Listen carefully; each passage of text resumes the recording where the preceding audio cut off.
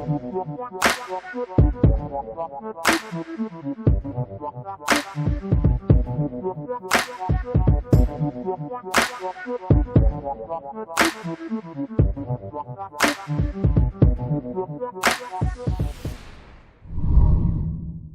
right. How y'all doing? Are we doing good with our Bible history? You feel informed? This is cool, right? I like it.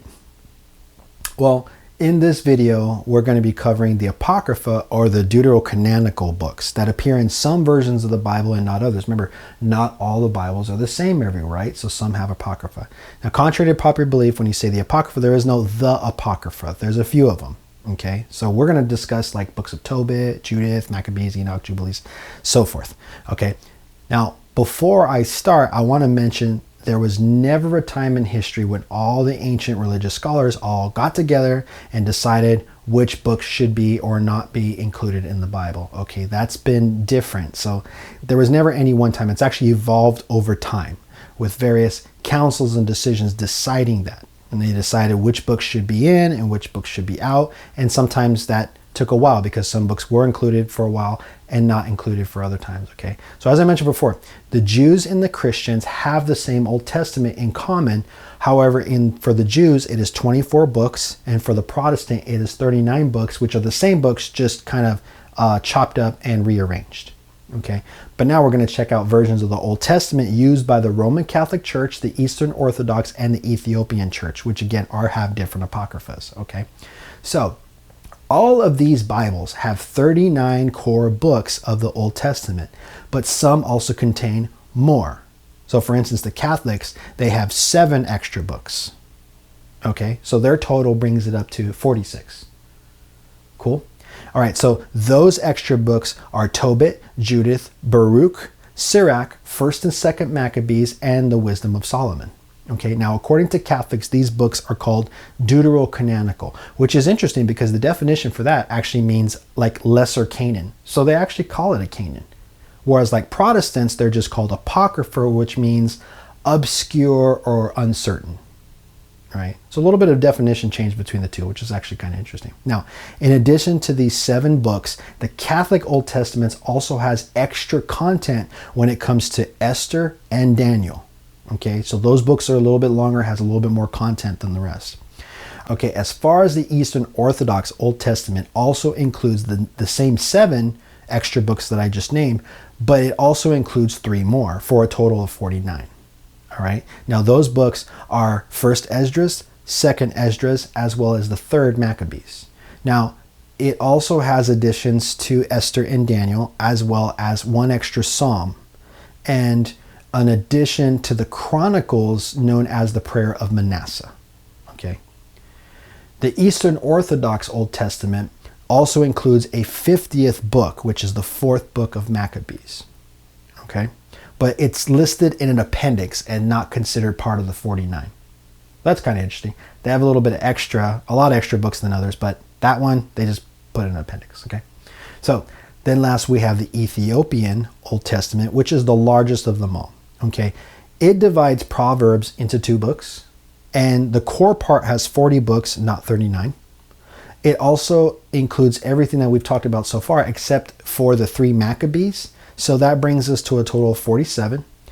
But it also includes 7 unique books found only in the Ethiopian Bible, which brings the total back up to 54. Okay, so those books are the 1st, 2nd, and 3rd Maccabean, which are different from the 1st, 2nd, and 3rd Maccabees. Also with it, Jubilees, Enoch, 4th Baruch, and Josephon. All right, doing all right?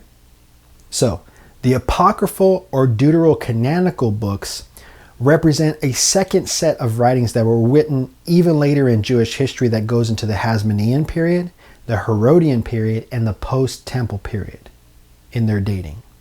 The Hasmonean period began in 167 BCE when a family of Jewish priests known as the Maccabees, or more formally known as the Hasmoneans, got their independence for Judea.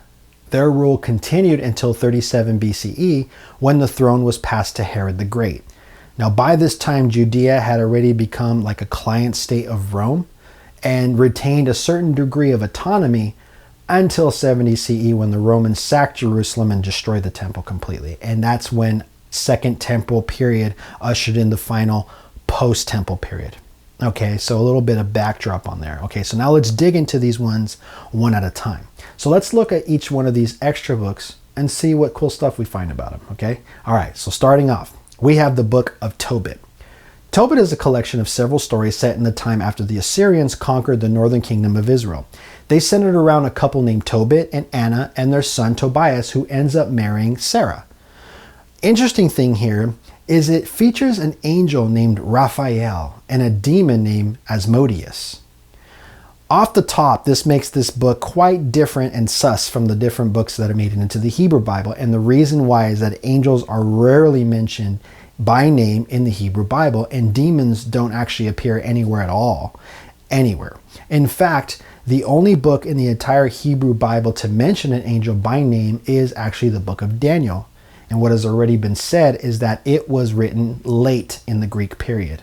Okay, that being said, Tobit was written by an anonymous author around the same time, which is why we have the inclusion of spiritual beings by name, because Judaism by this point has already been strongly influenced by Zoroastrianism, which is the main religion in Persia.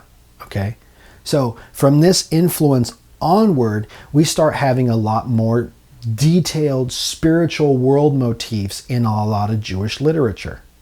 Like the angels and demons in the next book we'll look at, which is Judith. Judith, very much like Esther, as having been thought as being a work of historical fiction. Okay, this one is set at the time when the Babylonians were conquering Judah. The story is about a woman named Judith and who uses her wit to sneak into an enemy's camp and behead a general named Holofernes. But highly likely this story is an allegory about the beheading of a much later enemy who was killed by the Maccabees. The evidence for this interpretation is based on the fact that the military terminology, the political institution, and the geographical boundaries described, mentioned in the book, all match those of the Hasmonean period, which is very telling in which the book was actually written. Next up, we have the Wisdom of Sirach. Now, this book is kind of like a Proverbs book, and sometimes it's called Ecclesiasticus. Okay?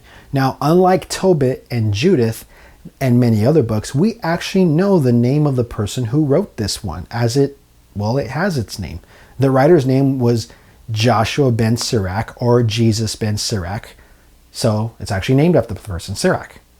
We also know exactly the time in which he wrote it because he mentions the name of a high priest at the time, which was Simon II, which places this text right at the end of the Greek period, just before the Hasmonean takeover. Also, we know that a prologue was added to it several decades later by his grandson. Okay, this prologue is helpful in understanding how and when the Jewish canon was formed because it contains the earliest mention of the tripart division of the Tanakh. Okay, the quotation is like this. Sirach chapter 1 verse 1 reads, "Many great teachings have been given to us through the law and the prophets and the other writings that follow." Okay, tripartite right there. The Tanakh. So that information is actually placed there. Okay. So next up we have the book of Baruch. Now, according to the book of Jeremiah, Baruch was the prophet Jeremiah's scribe. That would mean he lived around the time of the Babylonian exile. However, due to the language, the usage that's involved in the text, it's highly unlikely that Baruch actually wrote Baruch. As is often the case, it's very much highly likely it's written by an anonymous writer who wrote as if it was written by Baruch. Now, although the book deals with the loss of the temple by the Babylonians, what it's highly likely talking about is the loss of the temple that just occurred prior to the Maccabean revolt. And so this would place its composition somewhere around the same time as Judith. All right. Okay, so the next up we have the Book of Wisdom, which is also known as the Wisdom of Solomon, which is another Proverbs-like book that was supposedly written by Solomon, King Solomon, but absolutely was written much later, probably around the same time as Baruch. Based on its grammar analysis and the vocabulary used, most likely Baruch and Wisdom are thought to be the earliest books written in the Greek period, which is different from Tobit and Sirach and probably perhaps Judith, which were originally written in Hebrew and only later translated to Greek. That's not the case with this one. And the reason why we know that is probably because Hebrew fragments of both Tobit and Sirach were found amongst the Dead Sea Scrolls. All right, the final two books in the Apocrypha are 1st and 2nd Maccabees in this particular Apocrypha. Now, we must be aware that it's not a part 1 and a part 2. Instead, they're completely two different versions written by two completely different authors. Okay, so that being said, the 1st Maccabees was originally written in Hebrew by someone who was living somewhere in Judea, whereas 2nd Maccabees was written in Greek by someone living in Alexandria, Egypt. Both written around 100 BCE, and we don't know the name of either author. However, 2nd Maccabees is supposedly a condensed version of a now lost 5-book series about the Maccabees written by a man named Jason of Cyrene. Okay, so as I said earlier, the Apocrypha also includes extra material to the books of Esther and Daniel. So the Greek versions of those two books are longer than the original Hebrew. Basically because at some point somebody added some extra material, probably written in the Greek, and then added it around 100 BCE. Okay, so when it comes to Esther, the additions are mixed up throughout and ended up kind of changing the tone. So it changed it from that which is more like a comedy to that which is like more of a much serious tone. With Daniel, the changes consist of like 3 large chunks. Okay, so you have the prayer of Azariah, which is the furnace story. You have Susanna and the elders, which is a story about 2 creeps who are sexually harassing a woman. And you have Bel and the dragon, which is actually 2 stories. One about corrupt priests and another about Daniel slaying a dragon. Now, if you ever read this, this has something I think is pretty hilarious, okay? You have a story where basically the king of Babylon has this idol. And every day they leave food to it, kind of like Santa, right? Milk and cookies. But they leave a feast to it every day and wine, and then by day, and then at night they close it up. And when they wake up each morning, the whole feast is consumed, okay? So that gives weight and legitimacy to this idol being like the one true God. It's really God. Because, well, he's eating and drinking everything, okay? We leave him food, and at night it's gone next day. Okay, well, Daniel is able to show the king that all the priests of this God are going in, sneaking in at night, having a big fat feast, drinking it up, and getting all this free food. And when the king learns of this, he smashes the idol and kills all the priests. Okay, that's kind of funny, all right? Maybe not at that time, but it's pretty funny now. Okay, so that wraps up the Catholic deuterocanonical books, all right? So the next up, we dealt with that. Now we're going to deal with the Eastern Orthodox Apocrypha, and then the Ethiopian Bible, which includes a lot more books, okay? So first, the difference with this one is we got 1st and 2nd Esdras. Again, these are not part 1 and part 2, but 2 different authors and 2 completely different books, okay? So what I already mentioned, but I want to point out, is that Esdras is simply the Greek version for the Hebrew word Ezra. Okay, now we already have a book of Ezra, so that's kind of interesting, as well as the book of Jeremiah, which is in the original Jewish Bible considered to be part of the book of Ezra. Okay, so 1st Ezra is basically a Greek version of the original book of Ezra with some changes made in the late Hasmonean period or the early Herodian period. Okay, now 2nd Esdras is something completely different, okay? Now, it was originally written in Latin. Isn't that interesting? After the rise of Christianity, and falls into the category of apocalyptic literature, okay? Now, next up, we have 3rd and 4th Maccabees. Okay, 3rd Maccabees has absolutely nothing to do with the Maccabees. So, I don't know why it's called that, but it has nothing to do with it. It's about Ptolemy IV's persecution of the Jews about 40 years or so before the rise of the Maccabees. Maybe it could be a backdrop of a story of like the persecution they were facing, which led to the rise of Maccabees, but it was written in Greek around the same time as 1st Esdras. 4th Maccabees is pretty much a commentary on 2nd Maccabees, and it also was written in Greek, but much later around the same time as 2nd Esdras. All right, well, that wraps up the Eastern Orthodox Bible, which leaves us only the books that are left are actually only found in the Ethiopian Bible. Okay, so cool. We're going to start this off with the books of 1st, 2nd, and 3rd Maccabean. Although the names sound similar, these are not the same as the book of Maccabees. For one thing, they're written in Ge'ez, which is the ancient language of Ethiopia. The first 2 do appear to be loosely based on the Maccabees, but the names and locations of the story are changed significantly. In here you have an evil king, okay? In the Ethiopian version, this king is named Sarsadan, which is quite interesting because Antiochus IV is the villain in the original story. He was the one majorly persecuting the Jews. He was also the little horn of Daniel, okay? But it includes the name of Tyre and Sidon, which could be from where Sire Sidon actually came from. So that's kind of interesting. The third Maccabean has absolutely nothing to do with the Maccabees and instead focuses on Bible characters like Adam and David.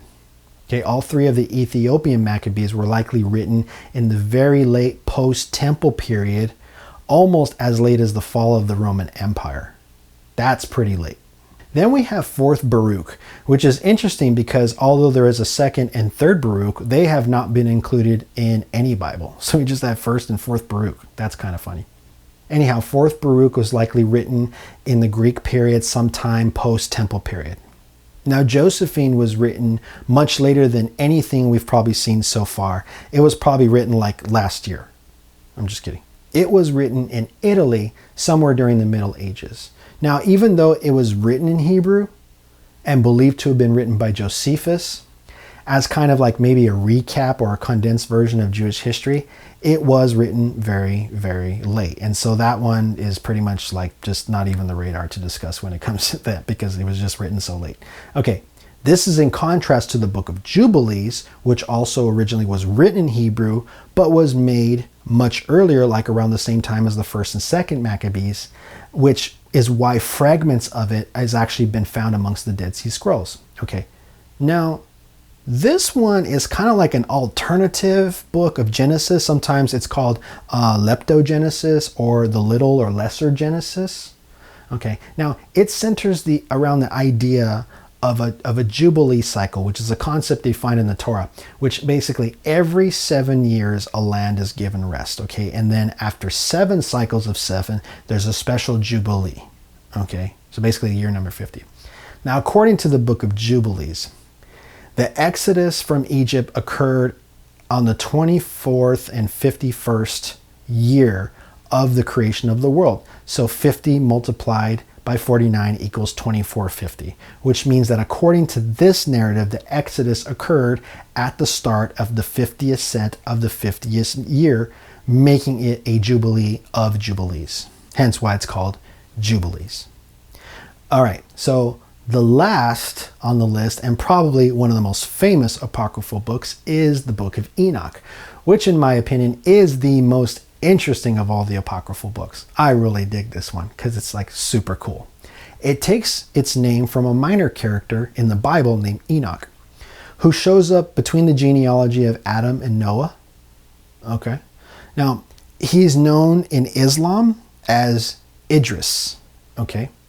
However, the Book of Enoch was obviously not written by Enoch. If it was, it'd be the oldest book in the Bible, older than the Torah.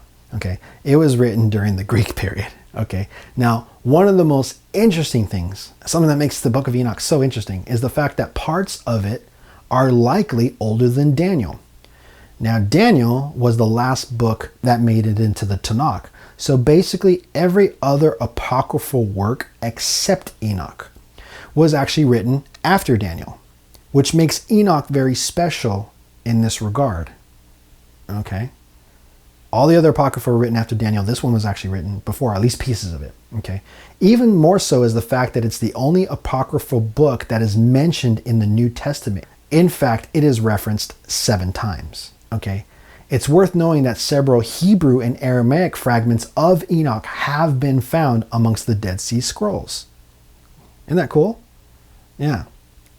Now distinction needs to be made here regarding the Book of Enoch, because actually the Enoch text itself is actually 5 books, okay?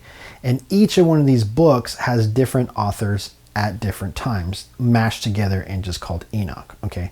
But there's the Book of Watchers, the Book of Parables, the Book of Astronomy, the Book of Dreams, and the Epistle of Enoch. Now, the oldest section is the first one. That one is likely written in Greek prior to Daniel. Okay, so this one is probably the more famous one that comes up oftentimes. Okay, so we're going to kind of really dig into that part. Okay, now the whole thing is based upon a few short verses in Genesis that kind of get expanded upon. Okay, this is when people began to multiply on the face of the ground, and the sons of God saw that women were fair, and so they took some for wives for themselves. The Nephilim were on the earth in those days, when the sons of God went into the women, bore children, and they were known to be these heroes of old or men of renown. It goes on to say that the Lord saw the wickedness of humankind was great and the earth, and he was sorry that he made mankind. So the Lord said, I'm going to blot them out, all the human beings that I have made. Okay, so what follows is basically the flood story. So it seems that these few verses, which actually read more like pagan mythology than the rest of the Bible, are given as the explanation for the flood. Well, according to the book of Enoch, the phrase sons of God refers to a special group of angels called watchers whose job was to look after or watch over the newly formed humankind species on the planet.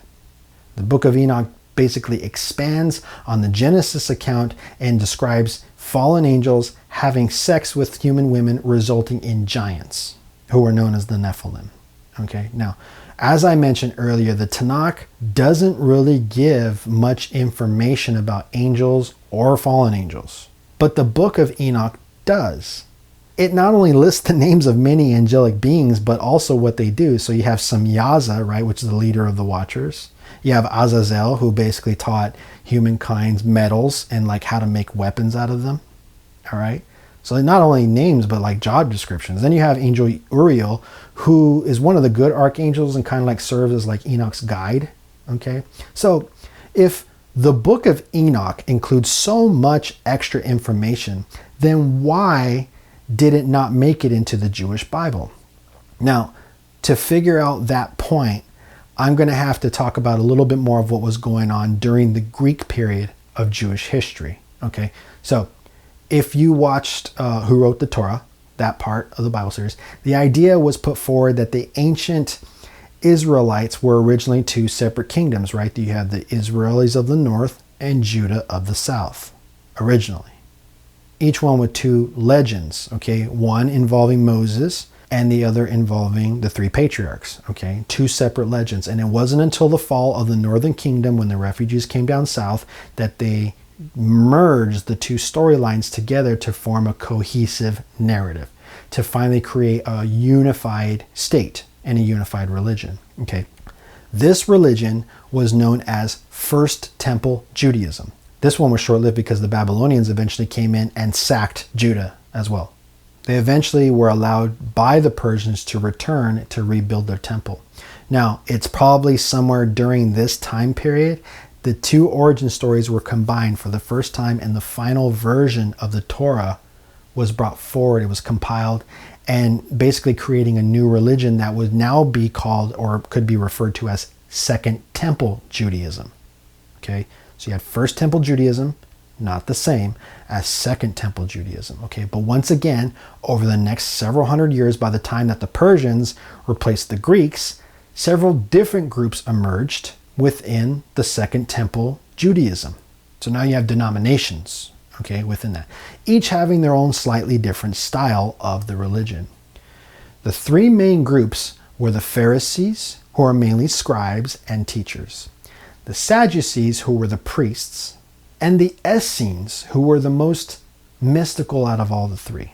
Okay, now, and they're hardly mentioned at all in the New Testament. You have Pharisees, Sadducees, but you don't really see the Essenes. And there's a whole lot of history behind that that's actually hidden about them that, we'll talk about at some point. Okay, so when the Second Temple was destroyed by the Romans in 70 CE, the Sadducees basically disappeared because there was no longer a temple for them to use. The Pharisees ended up redefining Judaism and should become what we know now as Rabbinical Judaism, okay, which exists to this day. The Essenes are the group that we know the least about, but it has been kicked around because of their highly mystical nature. They may have been responsible for actually making the Dead Sea Scrolls.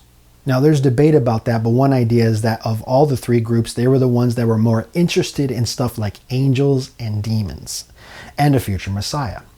Okay, so because of that point, some scholars have posited that the Essenes might have had a much stronger influence on the development of Christianity than they've been given any credit for.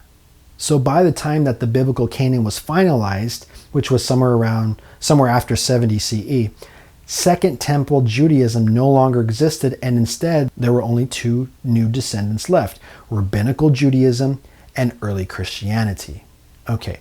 Rabbis with direct descendants of the Pharisees were more occupied with Torah and less concerned with later writings, such like the Book of Enoch. Okay. Now, adding to that the early rabbis interpreted Genesis 6 differently.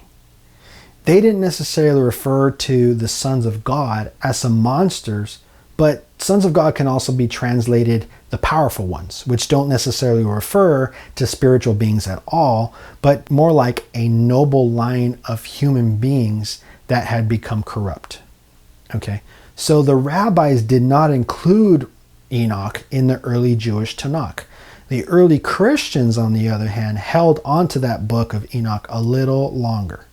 In the 3rd century, the church fathers Tertullian and Origen both considered it to be divinely inspired. Okay, however, in 382, at the Council of Rome, it did not make the final cut when the contents of the Catholic Bible were finally set in stone. But again, it has remained in the Ethiopian text. Anyhow, I really hope that blesses your education when it comes to the various Apocryphas. Take care.